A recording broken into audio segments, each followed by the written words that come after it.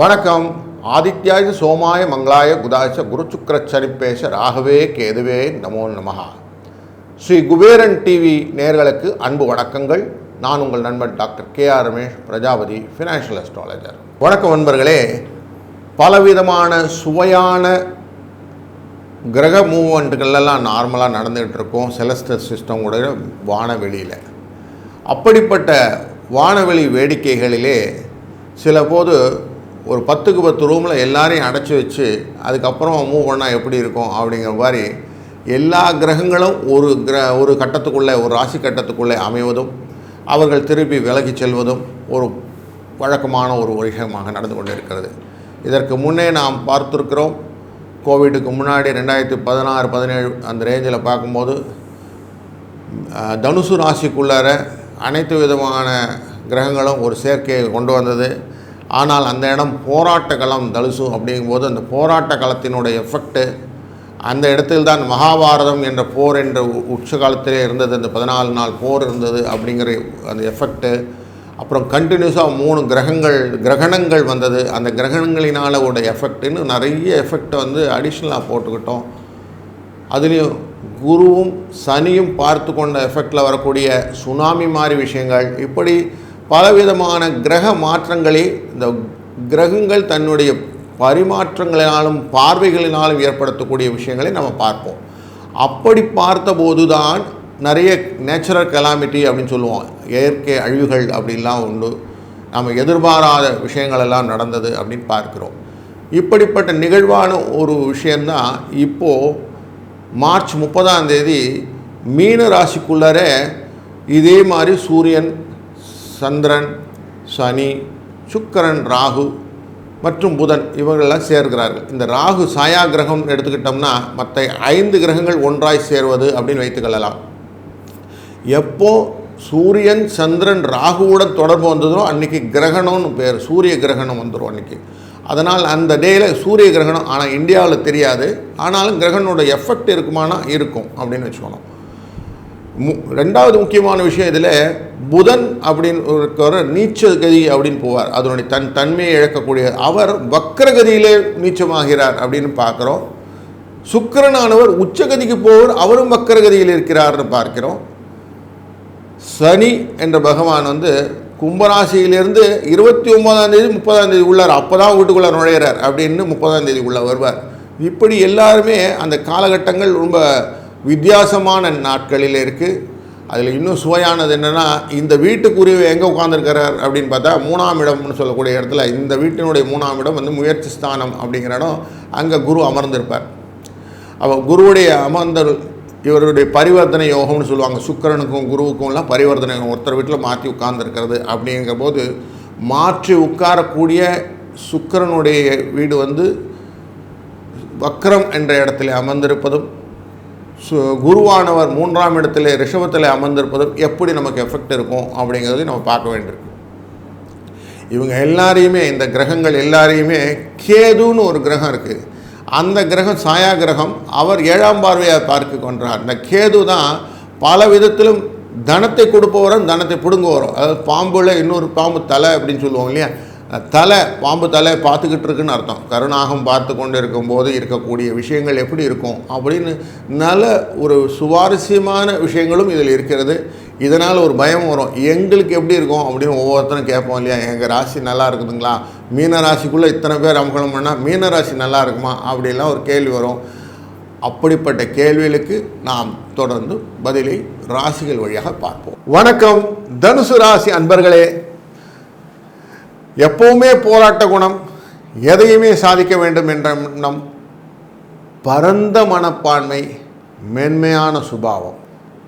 போராட்ட குணம் இருந்தாலும் சுபாவத்திலே மென்மை, கொஞ்சம் எதையுமே பார்த்துக்கலான்னு கொஞ்சம் விட்டு பிடித்த தன்மை, இப்படி கொஞ்சம் ஒரு கேரக்டரிஸ்டிக்ஸ் போக்கக்கூடிய நீங்கள், எதையுமே சாஃப்டாக எடுத்துக்கக்கூடிய நீங்கள், உங்களுடைய ராசிநாதனான குரு சோகால் இது வரைக்கும் 6ஆம் இடத்துல ருணரோக சத்ரு அப்படிங்கிற இடத்துல இருக்கிறதுனால உங்களுக்கு சில கஷ்டங்களையும், இனம் புரியாத செயலாற்ற முடியாத தன்மைகளையும் கொடுத்து கொண்டிருக்கிறார். ஏன்னா 4க்குரிய சுகஸ்தானாதிபதி 6ல் மறைவது அப்படின்னு கான்செப்ட் பார்த்தோம்னா சுகம் கெட்டு போயிருக்கிறது அப்படின்னு புரிகிறது. உங்களுடைய 5ஆம் அதிபதியமானும் 12 அதிபதியானவர் செவ்வாய், இவரானவர் 7ல் அமர்ந்துக்கிறார். கலத்திரஸ்தானத்தில் கலக்கம். அப்போது எதுவுமே வீட்டுக்குள்ளார பெரிய ஃப்ரிக்ஷன். நீங்கள் சொன்னது அவங்க கேட்குறதில்ல, அவங்க சொன்ன நீங்கள் கேட்குறதில்ல, ஒரு அந்யோன்யம் இல்லை, எதுவுமே இல்லைன்னு ஓடிட்டுருக்கு. ஸோ அப்போது நமக்கு எப்படி தாங்க ஆன்சர் வரும், எனக்கு ஒன்றும் புரியலைங்களே அப்படிங்கிற ஒரு சூழ்நிலையோடு இன்றைக்கி ஆன்சைட்டியோடு பார்த்துட்டு வரீங்க. தொழிலை பொறுத்த வரைக்கும் 10ஆம் இடம்ன்றது தொழில் ஸ்தானம் சொல்லுவோம். அந்த தொழில் ஸ்தானத்தில் இருக்கக்கூடிய கேது உட்கார்ந்துருக்கிறாரு. கேது எப்பயுமே தடை ஏற்படுத்துவார், எல்லாருக்கும் தெரியும். பயத்தை கொடுப்பாருன்னு தெரியும்.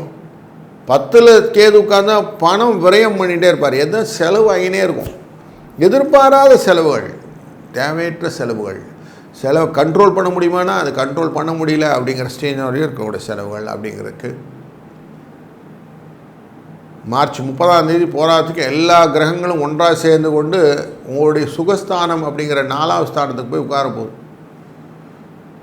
வீடு மனை யோகம் அப்படின்னு சொல்லக்கூடிய 4 வண்டி வாகனம்லாம் சொல்லுவோம் இல்லையா, அந்த இடத்துல போய் உட்கார போகுது.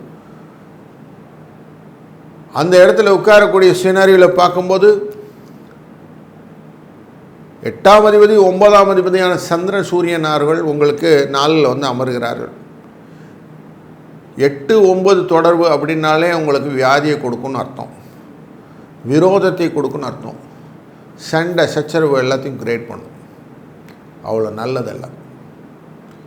அதே மாதிரி 7, 10க்குரியவன் புதன். இவர் நீச்சகதிக்கு அமைந்து வக்கரகதியில் அமைகிறார். இவர் மனசால சில விஷயத்தெல்லாம் சந்தோஷமாக செய்யணும், ஆன்மீக சிந்தனைகள்லாம் கொடுப்பார். ஆனால் உடம்பு முடியலைங்க, கொஞ்சம் டயர்டாக இருக்குதுங்க, கை கால் வலிக்குதுங்க, முட்டி வலிக்குதுங்க அப்படின்லாம் சொல்லுவோம். செய்யணும் தாங்க ஆசையாக இருந்தேன், நேற்று ஜுரம் திடீர்னு வந்துடுச்சுங்க அப்படின்னு சொல்லிட்டு வேலைகளை தள்ளி போடக்கூடிய ஒரு சூழ்நிலையை ஏற்படுத்தி கொடுப்பார். ஆன்மீக சிந்தனைகள் கூட. உங்களுடைய 6க்கு அதிபதியும் 11க்கும் அதிபதினா லாபத்துக்கும் அதிபதி அவர் தான் அப்படிங்கிற சுக்கிரனானவரும் சேர்ந்திருக்கிறார் 4ஆம் இடத்துல. அவர் உச்சம் என்ற கதியில் போகக்கூடியவராக இருந்தாலும் வக்கர கதியில் அமர்ந்திருக்கிறார் அப்படின்னு பார்க்கும்போது பக்கத்தில் ஒரு 8 போய் சாமி இவரை போய் பார்த்துட்டு வரணும், மச்சானை போய் பார்த்துட்டு வரணும், மாமானை போய் பார்த்துட்டு வரணும், பொண்ணை போய் பார்த்துட்டு வரணும், யாராவது ஒருத்தரை பார்த்துட்டு வரணும் ஒரு எண்ணம் மட்டும் இருக்கும், செயல்படுத்த முடியாது. அம்மாவுக்கு உடம்பு முடியலன்னு நாங்கள் ஊருக்கு போயிட்டு வரணும்னு சொல்லிகிட்டே இருப்பீங்க, செய்ய முடியாது.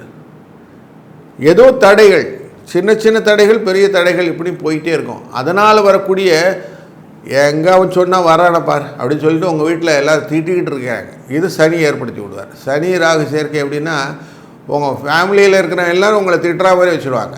எப்படியானு உங்களை திட்டிகிட்டே இருப்பாங்க. ஏதாவது ஒரு திட்டு டெய்லி பார்த்தீங்கன்னா யாரோ ஒரு குறை சொல்லிகிட்டு இருப்பாங்க.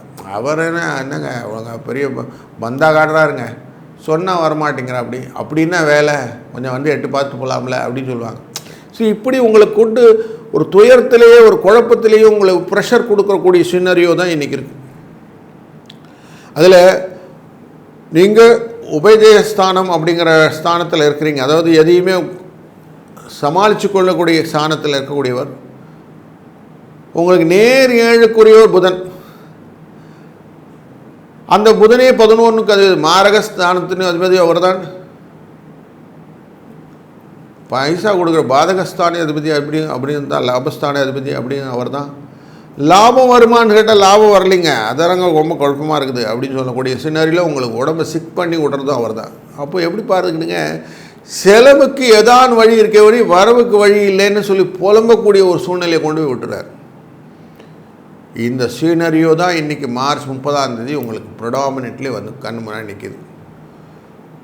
சென்ற முறை தனுசுல எல்லாரும் இந்த மாதிரி அமரும் போது போராட்ட களமாக இருந்ததுனாலே இங்கே கோவிட் மாதிரி விஷயங்கள் எல்லாம் வந்தது. கிரகணங்கள்லாம் 3 கிரகணங்கள் வந்தது. அப்போது பெரிய ஒரு மகாபாரத யுத்தமே நடந்த இடம் அது அப்படின்னு எடுத்தனா போர் அப்படிங்கிறது உங்களுக்கு உண்டு. அப்போ போர்க்காலத்தில் எப்படி இருந்தீங்களோ அந்த மாதிரி சினரிகளும் இப்போ சிக்க உட்காந்துருக்கீங்க. எல்லாம் சண்டை போடுறதுக்கெல்லாம் முடியலைங்க, எனர்ஜி போயிடுச்சிங்கன்ற ஸ்டேஜில் உட்காந்துருக்கிறீங்க. எவ்வளோ எனர்ஜியாக இருந்தீங்களோ அவ்வளோ எனர்ஜி கம்மியாக இருக்கு. சனீஸ்வரன் இருந்தபோது கூட இப்படி இல்லைங்க. அவர் இருந்துட்டு வெளியில் போயிட்டார். அவர் போனால் நல்லா வரும்னாங்க. ஆனால் பெருசாக சினாரியோ மாறலைங்க. ஜோசியக்காரங்களெல்லாம் இன்னொரு வாட்டி பார்க்கணுன்னு நினைக்கிறேங்க. எனக்கு அவங்க சொன்னதெல்லாம் கரெக்ட் தானா, எனக்கு வருமா அப்படிங்கிற கேள்வியை முன்னாடி நிறுத்தி வைக்கிறீங்கன்னு நல்லா தெரியுது. இப்போது இந்த சீன் எல்லாம் 90 நாளைக்கு தான். என்ன நடக்க போகிறது அப்படின்னு தெரியல. அப்படிங்கிறதெல்லாம் 90 நாளைக்கு கொஞ்சம் கொஞ்சமாக கோச்சார பிரகாரம் மாறக்கூடிய விஷயங்கள்னு பார்க்கும்போது உங்களுடைய சீன் எல்லாம் மாறப்போகுது. கொஞ்சம் கொஞ்சமாக எல்லாம் நல்ல நல்ல ஸ்திதிகளுக்கு மாறப்போகிறது அப்படிங்கிற ஒரு ஆறுதலான செய்தியை மனதில் கொண்டு வாருங்கள். ஏன்னா சுக்கிரன் மாத கிரகம், சந்திரன் தினக்கிரகம், இவங்க 2 பேரும் மாறிடுவாங்க. ஜூன் மாதம் வரும்போது உங்களுடைய ராசிநாதன் குருவானவர் அவரும் பெயர்ந்து விடுவார். ராகுவும் 3ஆம் இடத்துக்கு பெயர்ச்சியில் கொண்டு வந்து விடுவார். இப்போது உங்களுக்கு மே ஜூன்லாம் உங்களுக்கு நல்ல ஒரு ஆப்பர்ச்சுனிட்டியை கொடுக்க போகிறது அப்படிங்கிற ப்ளஸ் பாயிண்ட்டை மைண்டில் கொண்டு வாங்க. இன்றைக்கி தேதியில் நீங்கள் என்ன பண்ணணும்னு மட்டும் நான் இப்போ சொல்லித்தரேன். பக்கத்தில் ஏதான ராமர் கோயில் இருந்ததுன்னா அங்கே ராமர் கோயிலில் போய் அமைதியாக கொஞ்சம் நேரம் உட்காந்துட்டு வாங்க. முடிந்தால் அந்த ராமருக்கு ஏதானோ அபிஷேக பொருட்கள் வாங்க முடிந்தால் வாங்கி கொடுத்து விட்டு அங்கே இருக்க துளசி தீர்த்தத்தை வாங்கி சாப்பிட்டு விட்டு வருவது ஒரு பரிகாரம். வீட்டிலே உட்காந்து ராமாராமான் ஜபம் சொல்கிறது ஒரு பரிகாரம். பக்கத்தில் 2ஆம் இடத்தில் உங்களுக்கு 2ஆம் இடமுங்க சனி 2, 3 முயற்சி ஸ்தானாதிபதி. அப்போது ஆஞ்சநேயர் கோயிலுக்கு சென்று மணி ஒன்று மாட்டுக்கெல்லாம் கட்டுவோம்ல, அந்த மணி இருந்தால் மணியை வாங்கி கொண்டு போய் ஆஞ்சநேயர் கோயில் கட்டிவிட்டு ஒரு 11 முறை ஆஞ்சநேயரை பிரதர்ஷனம் செய்துவிட்டு நமஸ்காரத்தை செய்துவிட்டு வாருங்கள். சனிக்கிழமை ஒரு தடவை செஞ்சால் கூட போதும். மணி ஒரு வாட்டி கட்டிட்டு 11 தடவை சுற்றுறது, வாரம் ஒரு 7 வாரம் சுற்றுறதுன்னு வச்சுக்கிட்டாங்க கூட இது ஒரு நல்ல பரிகாரம். இதை செய்யும்போது என்ன ஆகும் அப்படின்னாக்க வரக்கூடிய நாட்களிலே உங்களுக்கு நல்லதொரு வெளிச்சத்தை காட்டும். அதாவது லைட்டே இல்லை சார்னு சொன்னீங்கல்ல, இப்போது என் வாழ்க்கையில் எந்த விதமான ஒரு வெளிச்சமும் இல்லை, நான் எந்த திக்கில் இருக்கேன்னு தெரியல, வேர் ஐ எம் ஸ்டாண்டிங் தெரியல சார் அப்படிங்கிறதுக்கான சேஞ்ச் இதுதான். எதிர்பாராத பொருளாதார சரிவுகளிலிருந்து நீங்கள் மீட்டு எடுத்து கொண்டு வருவதற்கான ஒரு உபாயம் இது. சின்ன பரிகாரம் தான், செஞ்சால் வெயிட்டாக கரெக்டாக கொண்டு வந்து விட்டுரும். வாழ்க்கையில் நல்ல ஒரு மாற்றத்தை கொடுக்கும். எதிர்பாராத மாற்றங்களை கிடைப்பதற்கான சின்ன பரிகாரங்கள் இது. ஆனால் எஃபெக்டிவாக இருக்கும். தைரியமாக செய்யுங்க. இதை செய்யறதுனால பெரிய செலவுகள் ஒன்றும் இருக்காது. அதனால் தினம் செய்யலாம். வீடுலேயே சுக்கிரன் உங்களுக்கு ஹெல்ப் பண்ணணும். ஏன்னா அவருக்கு கொஞ்சம் ஃபேமிலியில் இருக்கக்கூடிய ஃப்ரிக்ஷனை கிளியர் பண்ணி விடணும். அப்படின்னால ஒரு அகலில் நல்ல நெய் தீபத்தை போட்டு ஏற்றி வைங்க. தினமும் ஏற்றுவது நல்லது. ஏற்றி வைத்தால் வரக்கூடிய கஷ்டங்கள் குறைய ஆரம்பிக்கும். படிப்படியாக கஷ்டம் குறைஞ்சி நல்லது ஒரு சுபிட்சத்தை நீங்கள் பார்க்கக்கூடிய ஒரு கிளியர் சினாரியோ கிடைக்கும். வாழ்க்கையில் நம்ம ஒளி ஓட்டம் தெரிந்து விட்டாலே நம்ம அடுத்தது போயிட்டே இருப்போம். லைட் இன் லைஃப்னு சொல்லுவோம். அப்போ இருட்டிலேருந்து வெளிச்சோன்னா டக்குன்னு ஸ்பார்க் கிடைச்சா கூட போதும் இல்லையா? அந்த ஸ்பார்க் கிடைச்சிரும். உங்களுக்கு வந்துடுச்சுன்னா ஆட்டோமேட்டிக்காக மூவ் பண்ண ஆரம்பிச்சிருவீங்க. துயரங்கள் ஆட்டோமேட்டிக்காக குறைய ஆரம்பிச்சிடும். பயம் உங்களை விட்டு வெளியே போக ஆரம்பிச்சிடும். பணம் நல்ல வடையாக வர ஆரம்பிக்கும். ஒன்ஸ் பண வரவு வந்துடுச்சுனாலே ஒருத்தருக்கு தெம்பு வந்துடும். கலர் ஆஃப் மணின்னு சொல்லுவோம். அந்த மாதிரி பணம் வந்துடுச்சுனாலே உங்களுக்கு தைரியம் வர ஆரம்பிச்சிடும். தைரியம் வந்துடுச்சுன்னா அப்புறம் எல்லாத்தையும் சம்பாதிச்சிடலாம். விரோதங்கள்லாம் போக ஆரம்பிச்சிடும். அதனால் இந்த பண வரவுக்கு வழி சொல்லிவிட்டேன். இதை செய்து கொண்டே இருந்தீர்களானால் கொஞ்சம் கொஞ்சமாக மாற்றங்களை எதிர்பார்க்கலாம். நான் முன்னே சொன்ன மாதிரி பெரிய ட்ரமாட்டிக்கலாக உங்களுக்கு இல்லைனாலும் ஒரு பர்சன்டேஜ் வைஸ் சொல்லணுன்னா ஒரு 55% உங்களுக்கு நல்லா இருக்குன்னு சொல்லலாம். அந்தளவுக்கு வச்சுக்கலாம். பேலன்ஸ் 45% சுவாமிகிட்ட கொடுத்துருவோம். பரிகாரங்களை செய்வதனாலே பலன்களை நீங்கள் பார்க்கும்போது இந்த 55% உங்களுக்கு பெரிய விஷயமாக தெரியாது. நீங்கள் 100% சக்ஸஸ் கொண்டு வரதுக்கு வாய்ப்புகளை கொடுக்கும். அதனாலே இந்த நாள் உங்களுக்கு இந்த கிரக சேர்க்கையினால் வரக்கூடிய பலன்கள் அனைத்தும் நல்ல பலன்களாக மாறட்டும். வாழ்க வளத்துடன். ஸ்ரீ குபேரன் டிவியை பார்த்தமைக்கு நன்றிகள். மேலும் இது போன்ற தகவல்களை தெரிந்து கொள்ள ஸ்ரீ குபேரன் டிவியை சப்ஸ்கிரைப் செய்யுங்கள். மறக்காமல் பெல் ஐக்கானை கிளிக் செய்யுங்கள்.